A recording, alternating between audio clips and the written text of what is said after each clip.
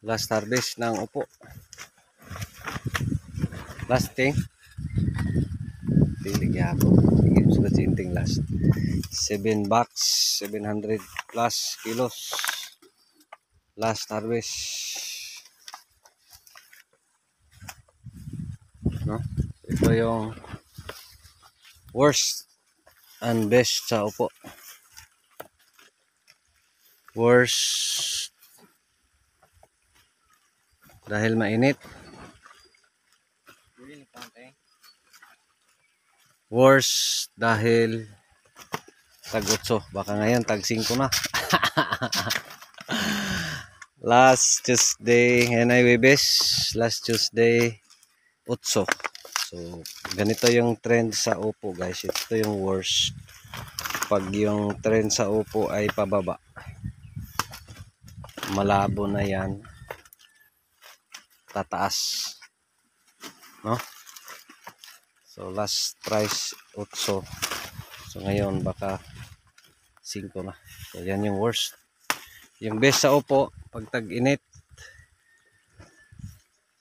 yung pagbunga. Provided may patubig. No? So, ito ngayon, almost 800 kilos.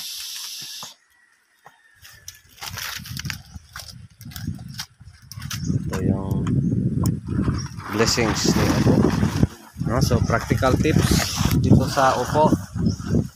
Pag mura yung presyo, dapat palitan. No? So, dapat 3/4, pwede na. So, di pa to aabot ng 3/4. Dapat maliit, i-harvest mo na. Kasi pag sobra na sa laki, aayawan yan. Mas lalo pang ibarat. No? So, dapat yung harvestan sa upo pag mura, everyday talaga. No? So, ito yung kagandahan sa upo. Dahil everyday harvest, yan yung best. Pero yung worst, yung presyo, aabot hanggang 5, aabot hanggang 3. No? So, yan yung mahirap dito sa upo. Pero again, king blessing dito sa upo kasi yung siguro umabot ng ilang tons yung maganda yung presyo. 6 tons, 7 tons. No? Price 15, may 17 pa. So dito again, ito yung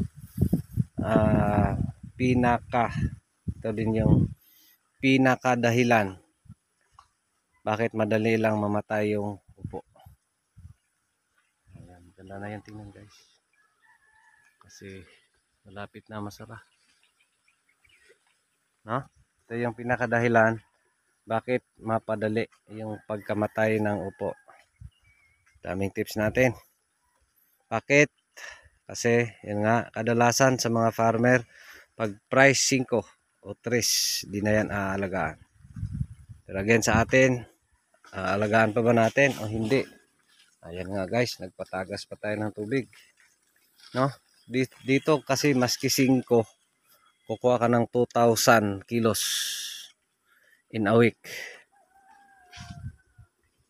Ngayon, this week, kaya natin ng 3,000 kilos. No? Kayang-kaya. 2,000 kilos. 2,000 plus kilos. Si Wibis pa. No? So, maski 5, wala namang magbibigay sa'yo ng 10,000 in a week. No? So, yan yung best dito sa mga ganitong halaman. Tapos yun nga, minimal lang kasi yung maintenance. Mura lang yung maintenance cost. No? So, dito yung abono natin, nag-urea tayo at saka complete para yung talbos arangkada. So in short, di pa natin to bibitawan. No? So ginawa natin, ayun nga, paliitan. So mga maliliit na lang yung tira. No? So at least, kumbate pa rin. Marami pa yan. Only mga maliliit na lang yung tira. Kasi yung nga, yung harbisan dito, pag mura ay paliitan. No? So yan yung dapat gawin pag mura. Same sa white squash o tabayag. Dito ano na, tag 5. O 5 per kilo. Dapat tapok lagi ari, teng. Tapok ko sa ro.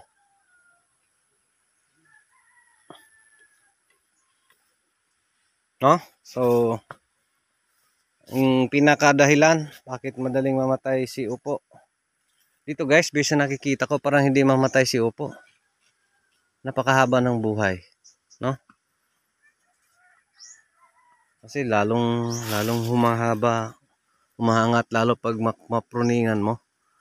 Magbigayan ng mga bagong sanga, no? So yan yung tips natin na siyang dahilan bakit nagmura yung upo. Ay nako. Dahil di na mamatay yung mga upo. Nasa again, best time dito sa upo, yung mainit ang panahon, provided may tubig. No, so dito ano na, di tayo nakaspray, 10 days na. So spray tayo bukas. Kasi mangyari, ganyan oh. Yan, kinakain ng trips. Kinakagat na ng mga trips. Yan oh. Trips yung dahilan yan. Ba't may ganyan oh, ayan yung trips oh. I don't know. Zoom natin yung trips. Yan yung dahilan. Hirap, pangit na magkuha ng cellphone ko guys. Palaging nahulog kasi. No? So yan yung update. Again sa atin, give up na ba? Hindi. Hindi tayo mag-give up. Lalo na ngayon. No? So chances dito guys, ganito kasi si upo, aabot hanggang mamatay yung upo mo. So, say harvest ka at 45 days.